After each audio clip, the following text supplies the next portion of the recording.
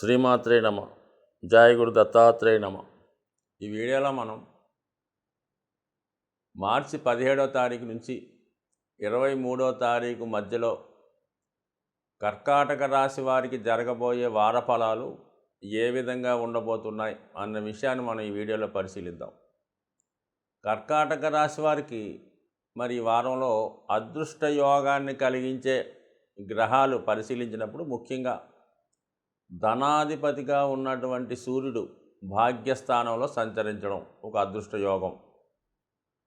మరి యోగకారకుడైనటువంటి గురువు దశమ స్థానంలో సంచరించడం, ఈ రెండు గ్రహాలు జాతకుడికి అనుకూలమైన ఫలితాలు ఇవ్వడం జరుగుతుంది.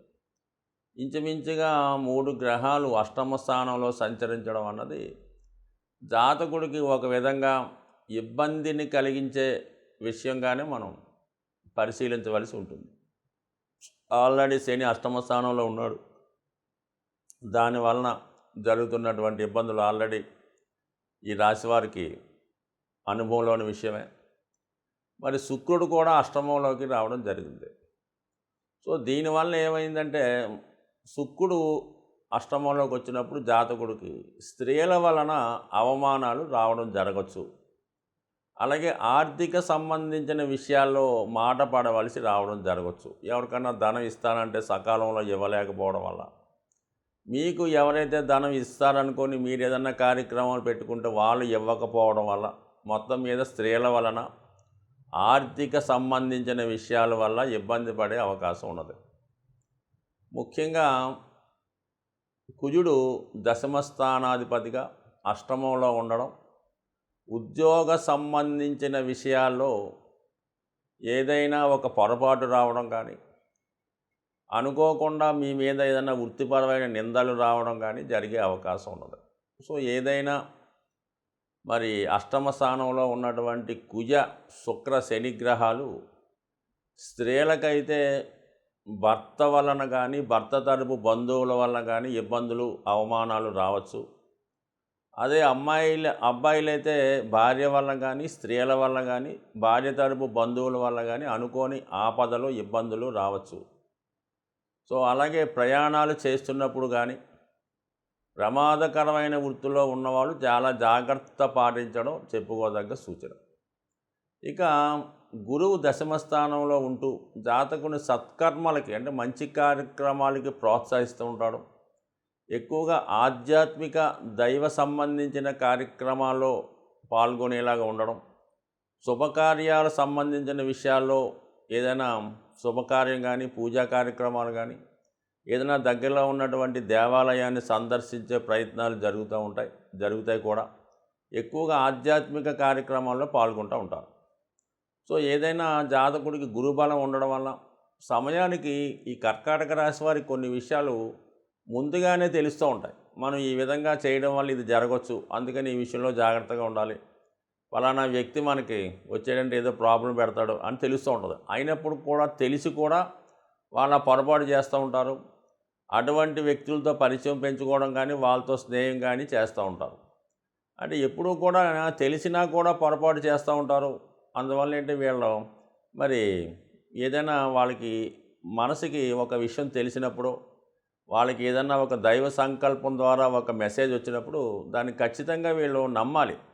నమ్మకుండా దాన్ని నెగ్లెక్ట్ చేస్తూ మీ ప్రయత్నాలు మీరు చేస్తుంటే 100% దానివల్ల మీకు నష్టమే తప్ప లాభం వచ్చే అవకాశం లేదు. కాబట్టి సాధ్యమైనంత వరకు మిమ్మల్ని మీరు నమ్ముకోండి, మీ మనస్సాక్షిని మీరు నమ్ముకోండి. దాన్ని బట్టి మీరు కంపల్సరిగా మీరు విజయాన్ని సాధిస్తూ ఉంటారు. మీరు ఏదైతే కరెక్ట్ అనుకుంటారో అదే కరెక్ట్ అవుద్ది, అదే మీకు సక్సెస్ ఇస్తుంది తప్ప ఇతరుల మాటలు విన్నప్పుడు, ఇతరులు చెప్పిన విధంగా నడుచుకున్నప్పుడు 100% నష్టాన్ని కలిగే అవకాశం ఉంది. సాధారణంగా మీ చుట్టూ ఉన్నటువంటి వ్యక్తులు, మీరు ఎవరైతే మిమ్మల్ని మంచి మార్గంలో నడిపించి శ్రేయోభిలాషులు అనుకుంటారో వాళ్ళు ఎంతసేపు కూడా మిమ్మల్ని ఎదగనీయకుండా, మిమ్మల్ని ఒక మంచి మార్గంలో నడపకుండా, మిమ్మల్ని మీతో తప్పులు చేయిస్తూ దాన్ని సరిదిద్దే ప్రయత్నం చేస్తూ ఉంటారు. అంటే ఎప్పుడు కూడా వారు మిమ్మల్ని వాళ్ళ గ్రిప్పులో పెట్టుకోవడం జరుగుతూ ఉంటుంది. మీరు ఒకవేళ అబ్బాయి అనుకోండి, మీ భార్య గారో ఇంకోలో మిమ్మల్ని వాళ్ళ గ్రిప్పులో పెట్టుకొని వాళ్ళకి బయటికి పోనివ్వకుండా పట్టుకుంటూ ఉంటారు. సో ఈ విధంగా మీరు ఒక అధికారి దగ్గర పనిచేస్తుంటే అధికారి మిమ్మల్ని గ్రిప్లో పెట్టుకొని మిమ్మల్ని అభివృద్ధి చేయకుండా, మిమ్మల్ని ప్రమోషన్ ఇవ్వనివ్వకుండా, ఆ ఉద్యోగం మానకుండా, ఎదుగు పొదుగు లేకుండా ఉండేలా చేస్తుంటాడు. బయటికి మాత్రం చాలా మిమ్మల్ని రక్షించే వాళ్ళకి ప్రయత్నం చేస్తూ ఉంటాడు. అలాగే మీరు ఎదిగితే ఎక్కడ మీరు అతని చేతి నుంచి జారిపోతారో, అతనికన్నా పైకి వస్తారనే ఉద్దేశంతో ఎట్టి పరిస్థితుల్లో కూడా చిన్నప్పటి నుంచి కూడా మీకు ఒకళ్ళ యొక్క చేతిలో అణగదొక్కబడుతూ ఉంటారు. అంటే మిమ్మల్ని ఎవరు కూడా పైకి రానివ్వకుండా మిమ్మల్ని తొక్కుపెట్టి మీ అభివృద్ధికి ఆటంకాలు కలిగిస్తూ ఉంటారు. ఒకసారి మీరు జరిగిపోయిన ఘటనల్ని పరిశీలించుకుంటే మీకు ఇది పూర్తిగా అవగాహన అయ్యే అవకాశం ఉంటుంది. సో ఏదైనా మొత్తం మీద జాగ్రత్తగా వ్యవహరించడం మంచిది. మరి భాగ్యస్థానంలో ధనాధిపతి భాగ్యస్థానంలో ఉండడం వల్ల ప్రభుత్వ సహకారంతో ప్రభుత్వ పథకాలు కానీ, ప్రభుత్వానికి సంబంధించిన కార్యక్రమాల్లో అనుకూల ఫలితాలు రావడం జరుగుతూ అవకాశం ఉంది. మరి బుధాదిత్య యోగం అనే యోగం ఏర్పడడం వల్ల మీ యొక్క జ్ఞాపక శక్తి పెరుగుతుంది, మీలో ఉన్నటువంటి టాలెంట్ పెరుగుతూ ఉంటుంది.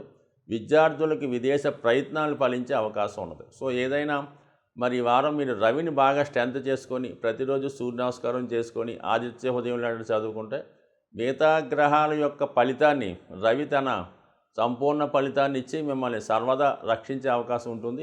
ఈ నెల గ్రహాల యొక్క సంచారాన్ని పరిశీలించినప్పుడు ముఖ్యంగా ఈ మనకి 17వ తారీఖు తర్వాత 17వ తారీఖు నుంచి రవి మరియు రాహు గ్రహాల కలయిక ఏర్పడడం జరిగింది.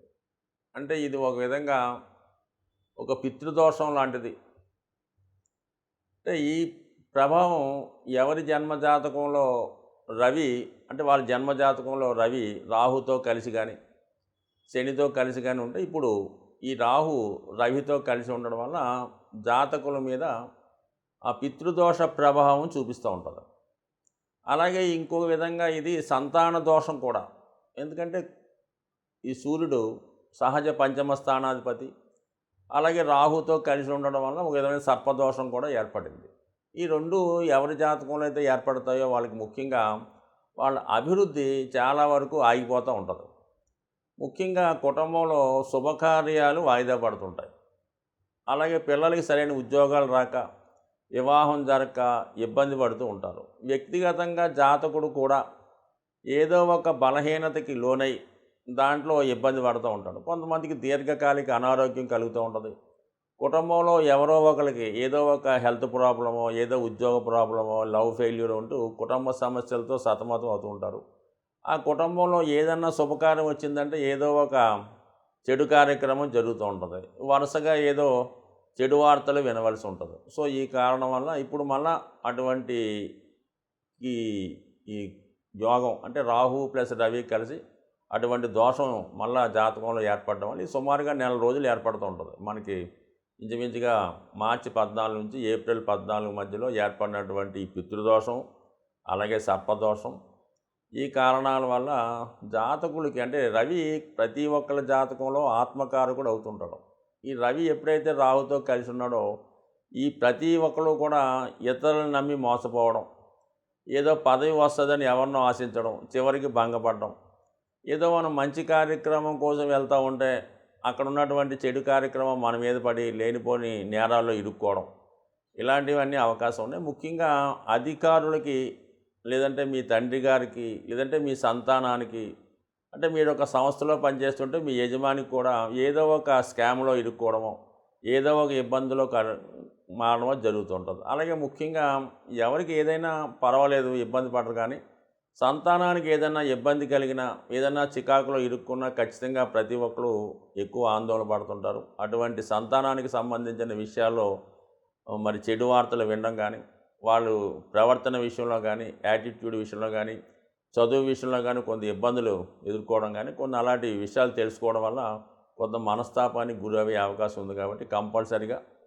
మరి ప్రతి ఒక్కరు కూడా మరి ఈ నెలలో అంటే మనకి మార్చి 14 నుంచి ఏప్రిల్ మధ్యకాలంలో ఎక్కువగా సూర్య భగవానుని పూజించుకోవడం వల్ల, అలాగే విష్ణు సహస్రనామ పారాయణ చేసుకోవడం, ఆదిత్య హృదయాన్ని చదువుకోవడం, అలాగే తండ్రి గారిని కానీ తండ్రి సమానుల వ్యక్తులను కానీ గౌరవించడం కానీ, వాళ్ళకి ఏదైనటువంటి మంచి ఆలోచన, వాళ్ళకి ఏదైనా అవసరానికి తగినటువంటి ఏదో ఒకటి గిఫ్ట్గా ఇవ్వడం కానీ, అలాగే ఎవరైతే అనారోగ్య సమస్యలతో బాధపడుతుంటారో చాలామంది హాస్పిటల్లోనూ అనాథ శరణాలయాల్లోనూ అంటే ఏ దిక్కు లేకుండా ఎవరి ఆదరణ లేకుండా కొంతవరకు అనాథలుగా ఉండి హెల్త్ ప్రాబ్లమ్స్ ఉంటారు కదా, అటువంటి వారికి మీకు తోచిన మందులు కానీ మీరు సేవ చేస్తే అంతమంది చాలామంది ఇష్టపడరు, కానీ వాళ్ళకి మందులు కొనివ్వడం, వాళ్ళకి ఏదన్నా దుప్పట్లో వస్త్రమో ఏదో ఒకటి కొనివ్వడం వల్ల, వాళ్ళకి ఏదైనా ఫ్రూట్స్ ఇవ్వడం వల్ల కంపల్సరిగా